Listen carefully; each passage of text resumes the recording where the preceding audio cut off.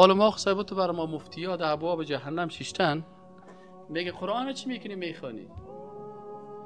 بابیت که مرد، ممی جان و پاپی جان که مردن، باز بر از برو یک چند تا ملا صاحبا و قاری صاحبا را بیار، یا خودتان صاحبا یک سپاره توزیع کنین، همین چند نفر برش ختم بکنن، خلاص دیگه. باز دیگهش میگه خیر است 10,000 روپیه بده. باز 10,000 روپیه من برای چی میکنم؟ 10,000 روپیه را بان. این صاحب 1 لک رکات نماز قرضدار است، 1 لک. باز من 10,000 تا را میگیرم، در اینجا میمانم، باز 30-40 نفر بشینن. تو بشینین، زیاد بشینین که ثواب داره. بشینین. چی ثواب داره؟ گدایی ثواب است، خیرات خوری ثواب است، آبرو ریختاندن رسول الله ثواب است. که از لنگی کټی که من میگم لنگی پیغمبر است، با ایریش گدایگر بشینیم این قسمت خدا بگیرم، این ثواب است. دیگه تو پیغمبر شرماندی، دین شرماندی. پیغمبر خمه ید اعلا بلند است، دستت که بالا باشه که خودت بتی. مردم پیش پیغمبر میگه پیغمبر سم برای ما چی بده؟ صدقه بده. پیش پیغمبر که صدقه را میورد، یکی از چیزاش که سلمان فارسی میگه خرما را که آوردم پرسان که صدقه است یا هدیه است.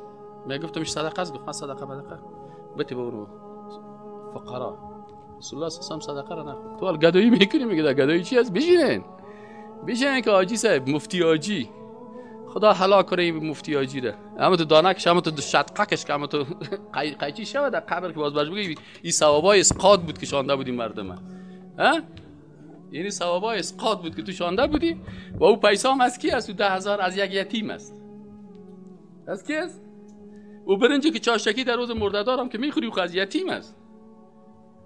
او کاش که تو جوان پیدا شه بگه والا صاحب برمی دیگه پلاو اگه کدام جوان تو پیدا شد یک جنازه بگه من آن میتم بریم خلاص بریم سیرینا. در خانه مرده دار چی میکنی؟ در خانه خودت جوانی بکن.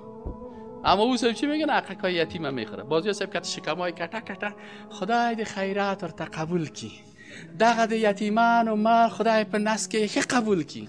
در حالی که قرآن میگه کسایی که مال یتیم میخوره انما یاکلون فی بطونهم نارا، این شکمای کټای دولایی که روز اول 2-3 زدن یا صاحب کلش آتش خوردن، این کس نمیگه برش خوردن مال یتیم حرام است، اسقاط دادن مال یتیم حرام است.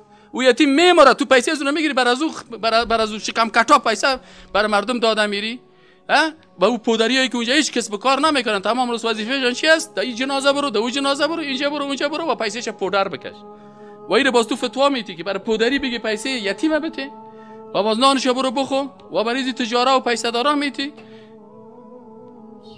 یعنی بسیاری اوقات الله اینو میخسمین. الحمدلله میگه خون ناحق دست از دامان قاتل بر نداشت، دیده باشی لکه های دامن قصاب را. انشاءالله لکه های دامن از این قصاب ها را انسان در روز قیامت میبینه که دست 1,000 یتیم در خانش باشه. اگر در 1,000 مرده اسقاط خورده باشه 1,000 یتیم از یخنش بگیره. که شیخ الحدیث صاحب مولوی صاحب محترم تو خو میگفتی که بخو جایز است، ثواب داره، بفرمای بشین. این خو حق ما بود. ما بود نداشتیم، ما کتابچه نداشتیم، قلم نداشتیم، مکتب خواندن نمیتونستیم، نان خوردن خود نداشتیم. بسیاری کساست پدرش میمونه پیسهش اسقاط و خیرات روز 2 روز 3 میشه، در روز 40 وقتی که تیر شد که بری که یتیمکا کچالو ندارن که بخورن. کدام دین است؟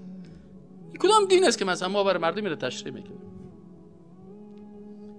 گرفتن خیرات کردن شو جمعه کردن. باز آخر آمده بچه یتیمش من میگه استاد این مشکل ما را چطور میکنیم؟ محکمه هم طرف ما قبول نمیکنه. چی گپ است؟ کاکایم یک 4 بسا زمین داشتیم، کاکایم اومد اسقاط کرد، روز اول نان کرد، روز 2 نان کرد، روز 3 نان کرد، شب جمعگی کرد، چلی کرد، کل اجاره خلاص کرد. میگه مادرم بر ما گفت خب بچیم خیر است کاکایت است، بیادر خدا دوست داره کتش کمک کرده.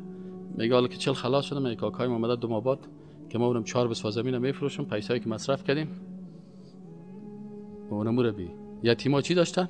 4 بسا زمین داشت. صحیح است، خیر است. یعنی حداقل آدم در مقابل الله در حق یتیما چرا چیز کنه؟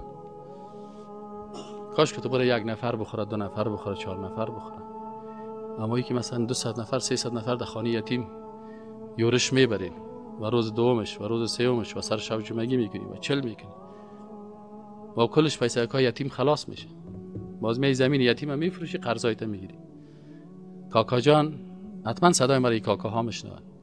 اگر در جمله دروغگویا بغلای دانت این تو قیچی نشد، از این بترس، از این بترس. و این سر کل ما و شما میره.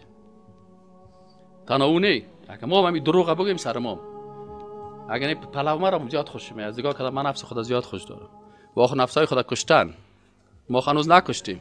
او که نکشته گوری رو وقت هاین تا خط استا میرسانه. لالات که نکشته خب باید دلغمایی بخوره. صحیح نه؟